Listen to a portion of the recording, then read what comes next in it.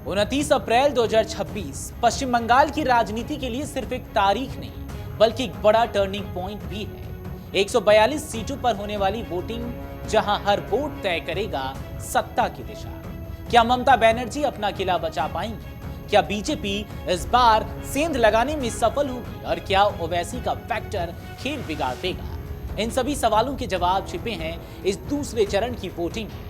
तो चलिए आपको बताते हैं इस दूसरे चरण में वो कौन सी हॉट सीटें हैं और वो कौन से चेहरे हैं जिन पर नजर होने वाली है। दूसरा चरण, जिसे पश्चिम बंगाल का सत्ता का सेमीफाइनल भी कहा जा रहा है। पश्चिम बंगाल विधानसभा चुनाव 2026 का दूसरा चरण अब अपने चरम पर है। 29 अप्रैल को 142 विधानसभा सीटों पर मतदान होना है और यही वो चरण है जिसे राजनीतिक जानकार किंग मेकर फेज मान रहे हैं।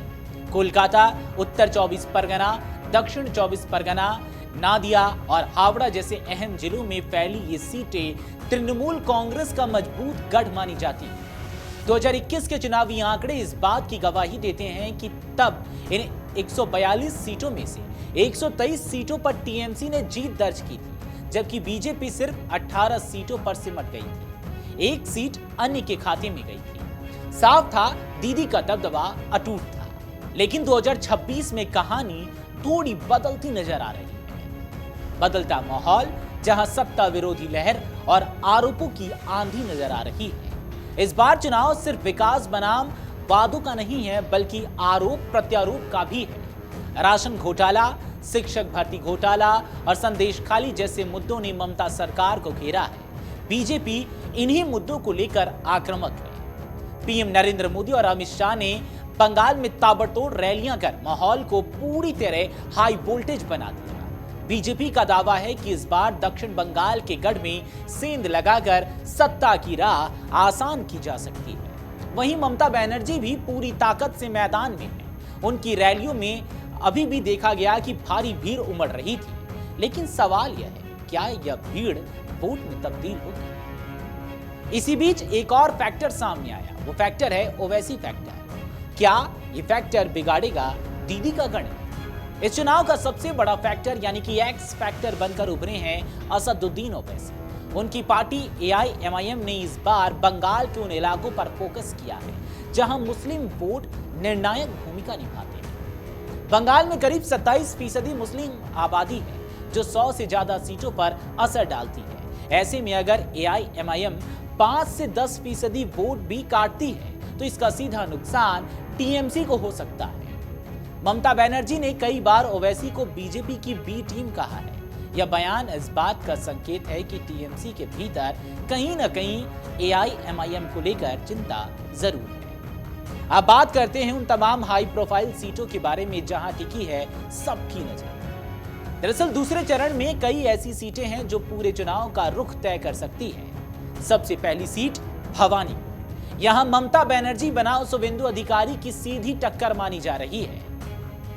ये वही लड़ाई है जो पिछले चुनाव में एक बार और नंदीग्राम सीट पर हुई थी, जहां से शुवेंदु अधिकारी ने ममता बनर्जी को मात दी थी। दूसरी सीट है कोलकाता पोर्ट। फरहाद हकीम के सामने बीजेपी और वाम दलों की चुनौती है। टॉलीगंज, अरूप विश्वास की साख दांव पर है। पालीगंज, सोनवदेव चट्टोपाध्याय का मुकाबला त्रिकोणीय माना जा रहा है।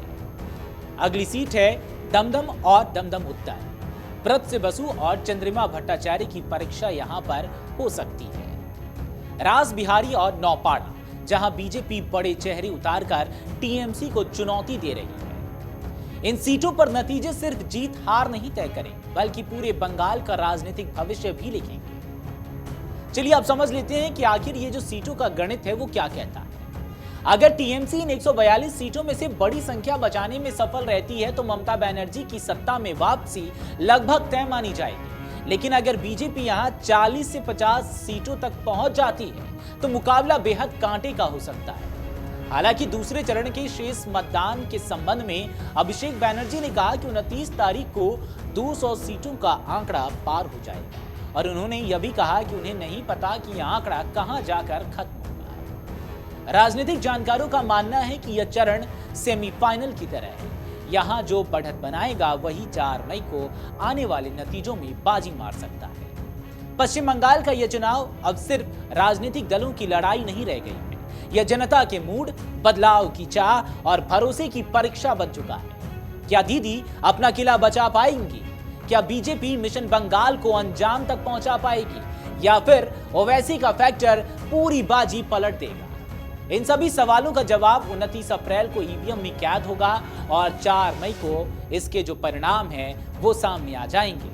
फिलहाल आपको क्या लगता है, 29 अप्रैल को ये जो 142 सीटों पर चुनाव हो रहा है, इसके बाद इसमें जो मतदान के रूप में, मतदाता के रूप में लोग जो अपना मताधिकार का उपयोग करेंगे, उसके बाद किसकी किस्मत में क्या लिखा है? क्या बंगाल में खेला होगा या फिर ममता बनर्जी अपना किला बचा पाएंगी? कमेंट में जरूर बताइएगा। अगर आप ये वीडियो YouTube पर देख रहे हैं तो हमारे चैनल को सब्सक्राइब कर बेल आइकन दबाएं, और Facebook पर देख रहे हैं तो हमारे पेज को लाइक करें।